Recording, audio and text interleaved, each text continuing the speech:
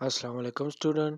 आज हम ग्रेड 7 में यूनिट नंबर 1 के बारे में डिस्कस करेंगे, जिसका नाम है द लास्ट सरमन ऑफ हज़रत मोहम्मद सल्लल्लाहु अलैहि वसल्लम। हज़रत मोहम्मद सल्लल्लाहु अलैहि वसल्लम का आखिरी खुतबा। Book activities page number 12 and 13। चलते हैं बुक एक्टिविटीज़ की तरफ। पेज नंबर 12 पे हमारा फर्स्ट टॉपिक है guided writing. Guided writing mean हदायत याफ्ता तहरीर। मल्टी सेलेबिक वर्ड को डिस्कस करने से पहले हम की टू लर्न को पढ़ लेते हैं। की क्लेडी टू की लर्न सीखना, की टू लर्न सीखने की क्लेदी। अ syllable is one of the unit into which a word is divided containing a vowel sound and usually one or more consonant. Words with more than one syllable are called multisyllabic word. A syllable is एक syllable is है one एक of the unit एक syllables हमारे पास एक unit है into which a word जिसमें अल्फाज is divided तकसीम किए जाते हैं containing जो मुश्तमिल होते हैं a vowel sound एक vowel sound पे and usually और आम तौर पर one or more consonant एक या एक से ज़्यादा consonant पर मुश्तमिल होते हैं। words with more than one syllable ऐसे अल्फाज जिसमें एक से ज़्यादा syllable हो are called multi syllabic word. वो हमारे पास कौन से वर्ड कहलाते हैं? मल्टी syllabic वर्ड कहलाते हैं। syllable क्या होता है? हमारे पास अल्फाज का यूनिट होता है जिसमें अल्फाज को डिवाइड किए जाते हैं और वो हमारे पास एक वावल पर मुश्तमिल होता है या एक से ज़्यादा कॉन्सोनेंट पर मुश्तमिल होती हैं। ऐसे अल्फाज जिसमें एक से ज़्यादा syllable बने वो हमारे पास मल्टी syllable कहलाते हैं। syllabic वर्ड्स की तरफ आते हैं। Read the unit and note down 5 multi syllabic word. Read पढ़ें द यूनिट को and note down 5 multi syllabic word और 5 मल्टी syllabic वर्ड लिखें। रिमेंबर याद रखें तो यूज इस्तेमाल करें द करेक्ट स्पेलिंग। तो मैंने फर्स्ट वर्ड्स इस तरह बनाए एम्फसाइज, इसका मैंने syllable बनाए एम फा साइज। Number of syllable 3। इसमें हमारे पास कितने syllable बन रहे हैं? 3 syllable बन रहे हैं। इसको हम मल्टी syllable कहेंगे। हमने कहा है कि ऐसे syllable जिसमें एक से ज़्यादा syllable बने उसको हम मल्टी syllable कहते हैं। Brotherhood brotherhood number of syllable 3 syllable बन रहे हैं, ये हमारे पास मल्टी syllable कहलाएगा। कम पे कम पेश अन नंबर ऑफ syllable 3 syllable बन रहे हैं, ये हमारे पास मल्टी syllable कहलाएगा। Le gi ti mate legitimate number of syllable कितने बन रहे हैं? 4 बन रहे हैं, ये हमारे पास मल्टी syllable कहलाएगा। प्रॉपर्टीज में हमारे पास बन रहे हैं प्रॉपर्टीज नंबर ऑफ syllable कितने बन रहे हैं? 3 बन रहे हैं, ये हमारे पास क्या कहलाएगा जी? मल्टी syllable कहलाएगा। हमने ये बात की है कि इसकी डेफिनेशन को हमने ऐसे बयान किया है कि syllable हमारे पास अल्फाज के एक यूनिट होते हैं जिसमें वर्ड्स को तकसीम किया जाते हैं। यहाँ पर हमने वर्ड्स को तकसीम किया है कि तो हमने यह कहा है कि अगर एक से ज़्यादा हमारे पास syllable जिसमें बनेंगे वो हमारे पास मल्टी syllable कहलाएगा। नेक्स्ट हमारा टॉपिक है एनालॉजी। What is analogy? पहले हम एनालॉजी की तारीफ कर लेते हैं। की टू लर्न सीखने की कलेदी। An analogy consist of two pairs of related words where the relationship between the two words of each pair is the same. An analogy एक मुशाबहत, एनालॉजी को उर्दू में कहते हैं मुशाबहत।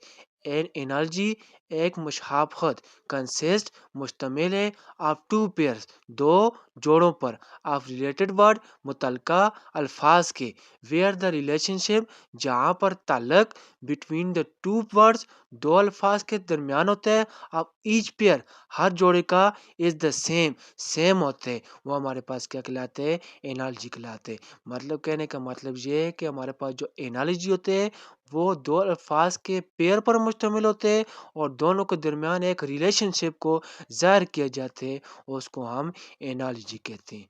एनालॉजी को उर्दू में कहते हैं मुशाबहत। अगर मुशाबहत का मज़ीद मीनिंग लिया जाए ऐसे अल्फाज जो मिलते जुलते हों वो हमारे पास क्या कहलाते हैं?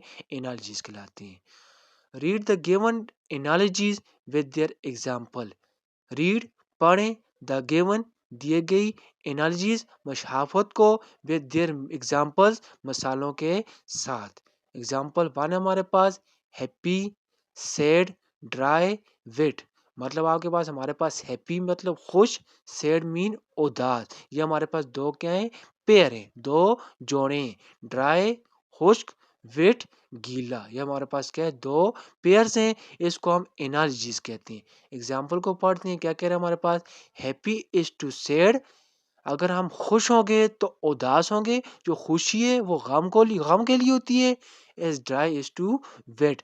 अगर कोई चीज़ खुश्क होगी तो उसको हम गीला, अगर कोई खुश्क होगा तो हम उसको गीला, कोई चीज़ गीली होगी तो हम उसको क्या करेंगे, खुश्क करेंगे। ठीक है ना। ड्राई का मतलब है खुश्क और वेट का मतलब है गीला। इसी तरह हमारे पास एग्जाम्पल 2 है किचन, कुकिंग। किचन का मतलब है बावर्ची खाना, कुकिंग पकाना। बेडरूम, बेडरूम स्लीपिंग सोना। ये हमारे पास दो पेयर्स हैं। इसको हम एनालॉजी कहते हैं। जैसे हमारे पास मीनिंग क्या होते हैं, सेम होते हैं। कह रहे जी किचन इज टू कुकिंग। जो हमारे पास किचन बावर्ची खाना है वो पकाने के लिए होते हैं। As bedroom is to sleeping. और बेडरूम हमारे पास सोने के लिए होते हैं। अप मीन ऊपर, डाउन नीचे, इनसाइड अंदर, आउटसाइड बाहर। अप इज टू डाउन, अगर हम ऊपर हो गए तो नीचे हो गए। As inside is to outside, अंदर हो गए तो बाहर हो गए। ये हमारे पास दो पेयर्स हैं। इसको हम एनालॉजीज कहते हैं। बर्ड मीन परिंदा, नेस्ट घोंसला, लाइन शेर, डेन गार। बर्ड इज टू नेस्ट, परिंदा घोंसले के लिए होते हैं। As lion is to den, शेर गार के लिए होते हैं। मतलब एनालॉजीज हैं, इनके दो पेयर्स हैं और इनमें रिलेशनशिप को जाहिर किया जा रहा है। इनको हम एनालॉजी कहते हैं। लास्ट एग्जांपल है हमारे पास teacher, school, nurse, hospital. Teacher is to school, teacher school के लिए होते हैं। As nurse is to hospital, और नर्स हमारे पास अस्पताल के लिए होती है। Question 3, complete the given analogies. Complete मुकम्मल करें, द गिवन दी गई, एनालॉजीज मुशाफत को, दी गई मुशाफत को मुकम्मल करें। Tree is to leave, as flower is to dash. मतलब कहने का मतलब ये, ट्री इज टू लीव, जो हमारे पास दरख्त होते हैं वो पत्ते के लिए होते हैं। एस फ्लावर इज टू पीटल, और जो हमारे पास फूल हैं वो तनने के लिए होते हैं। दो वर्ड्स का पेयर्स रिलेशनशिप दरमियान में जाहिर किए जा रहे हैं। इसको हम एनालॉजीज कहते हैं। बॉय इज टू गर्ल, लड़का लड़की के लिए होते हैं। As man is to women, आदमी औरत के लिए होते हैं। कम इज टू हेयर, कंघी बालों के लिए होती है। As nail polish is to nails, जो नेल्स पॉलिश होती है वो नेल्स नाखून के लिए होती है, नाखूनों के लिए होती है। स्टव इज टू कुक, चूल्हा पकाने के लिए होते हैं। As washing machine is to wash, जो हमारे पास वॉशिंग मशीन होती है वो वॉश करने के लिए होती है। हैप्पी इज टू जॉय, खुशी खुशी के लिए होती है। हैप्पी मीन खुशी, जॉय मीन खुशी, खुशी खुशी के लिए होती है। And sad is to gloomy, उदासी उदासी के लिए होती है। मतलब दो वर्ड्स के दरमियान रिलेशनशिप जाहिर किए जा रहे, दो पेयर्स हैं। इनको हम एनालॉजीज कहते हैं। नेक्स्ट हम पेज नंबर 13 पर सफिक्स को डिस्कस करते हैं। What is suffix? सफिक्स को उर्दू में कहते हैं लाहेका। की टू लर्न, सीखने की कलेदी। A suffix is a group of letters that we place after a root word to make a new word. Making new words using suffixes helps us learn new word. A suffix is a group of letter। Suffix हरूफ का एक group होते हैं। That we place, we हम, place जगह, after बाद, a root word जरिए अल्फाज, टू मेक बनाते हैं, new word. Making new words बनाते हैं नए अल्फाज यूजिंग इस्तेमाल करते हैं सफिक्सेस लाहिका का हेल्प्स मदद करते हैं अस हमें लर्न सीखने में न्यू वर्ड्स नए अल्फाज या सिंपल वर्ड में हम इस तरह कह सकते हैं सफिक्स हमारे पास हरूफ के एक ग्रुप होते हैं जिसके एंड में रूट वर्ड ऐड किए जाते हैं वो हमारे पास सफिक्स कहलाते हैं या हम ये भी कह सकते हैं सफिक्स हमारे पास अल्फाज के हरूफ होते हैं ठीक है ना अल्फाज के ग्रुप होते हैं जिसके एंड में बेस वर्ड ऐड किए जाते हैं वो हमारे पास सफिक्स कहलाते हैं क्वेश्चन 4 में हमारे पास कह रहे हैं जी make 4 words using each suffix provided one example has been provided for your help make बनाएं 4 वर्ड्स 4 अल्फाज यूजिंग इस्तेमाल करें ईच हर सफिक्स लाहिका का प्रोवाइडेड फ्रॉम करें वन एग्जाम्पल एक मिसाल हैज बीन प्रोवाइडेड फ्रॉम की गई है फॉर योर हेल्प आपकी मदद के लिए सफिक्स है हमारे पास जी सफिक्स में हमारे पास वर्ड है ABLE IBLE ABLY IBLY word one हमारे पास इस पर एग्जाम्पल बनाई हुई है लव एबल एंड में क्या लगाए गए ABLE रूट वर्ड लगाए गए ये हमारे पास सफिक्स कहलाते इस पे हम जो है वर्ड टू खुद बनाएंगे मेजर एबल इसके एंड में मैंने क्या लगाया है ABLE रूट वर्ड ऐड किए या ये भी कह सकते हैं बेस वर्ड ऐड किए ये हमारे पास क्या कहलाएगा सफिक्स कहलाएगा वर्ड 3 अवेलेबल इसके एंड में मैंने बेस वर्ड ऐड किए ABLE ये हमारे पास सफिक्स कहलाएगा चौथा वर्ड हमारे पास कम फॉर टेबल एंड में बेस वर्ड ऐड किए या रूट वर्ड ऐड किए ये हमारे पास सफिक्स कहलाएगा IBLE पे मैं सफिक्स बनाता हूँ incredible word 1 word 2 accessible word 3 irresponsible word 4 negligible इसी तरह मैं बनाता हूँ ABLY पे accountably word 2 acknowledgeably word 3 peaceably word 4 avoidably इसी तरह IBLY पे मैं सफिक्स बनाता हूँ responsibly word 2 intelligibly word 3 flexibly word 4 invisibly Question 5. Read the given rules to add the suffix FER to make new words.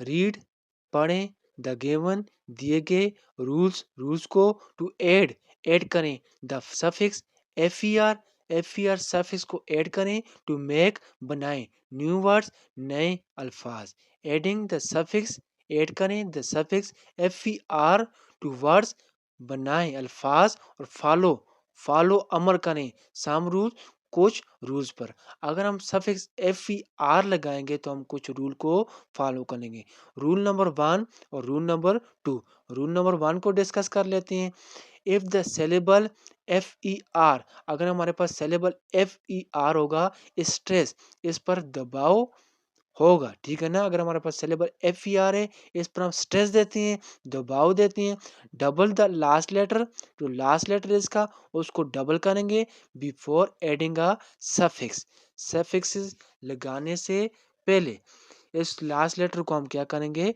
Double करेंगे इन the word example है हमारे पास इन the word prefer जिस हमारे पास वर्ड है prefer the syllable FER stress जो हमारे पास syllable है prefer इस पर हम दबाव देंगे स्ट्रेस देंगे प्रीफर एंड में हम बेस वर्ड लगा रहे हैं रूट वर्ड लगा रहे हैं प्रीफर इसमें हम स्ट्रेस देंगे सो पास व्हेन वी ऐड सफिक्सेस जब हमने सफिक्स ऐड किया तो हम इसके साथ ING लगाएंगे या ED लगाएंगे the last letter R is double जो हमारे पास लास्ट लेटर होगा उसको डबल करेंगे टू मेक द वर्ड हमारे पास जो वर्ड बन जाएगा प्रीफर्ड हमारे पास था प्री FER फर का जो लास्ट में R था उसको डबल किया और एंड में ED लगाया ये हमारे पास क्या बन गया सफिक्स बन गया प्रीफर्ड अब हम रूल 2 को पढ़ते हैं क्या कह रहा है हमारे पास इफ द सिलेबल FER अगर हमारे पास सिलेबल FER है is not stress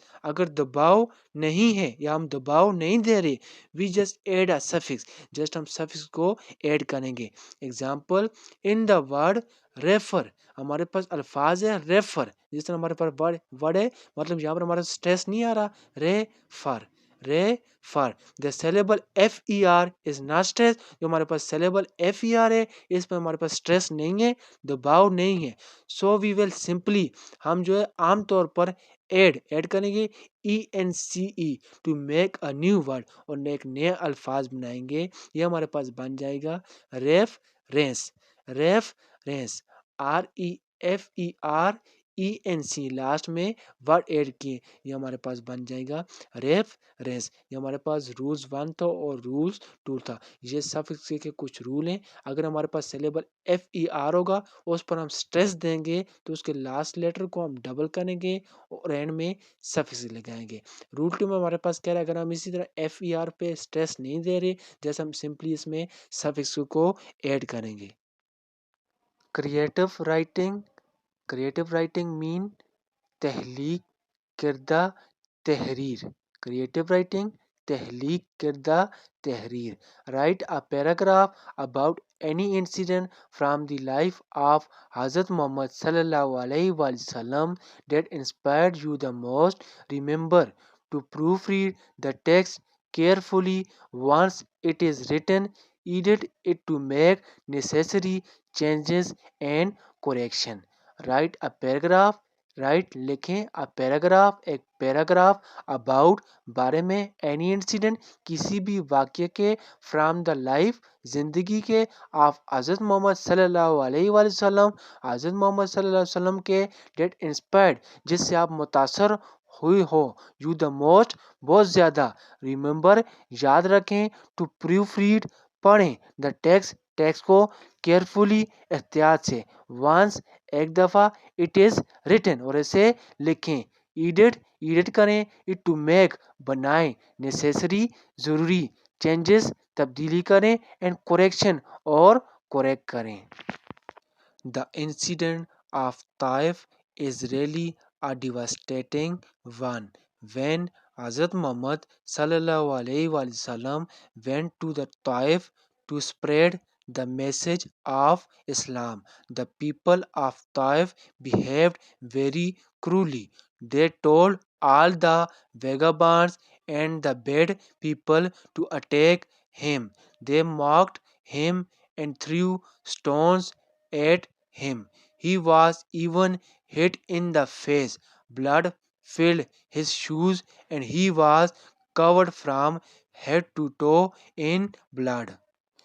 He was looked by a man from the edge of the city when Allah sent an angel to Hazrat Muhammad sallallahu alaihi wasallam. He told him that he can punish these rude people, but Hazrat Muhammad sallallahu alaihi wasallam asked for forgiveness and hidayat for them.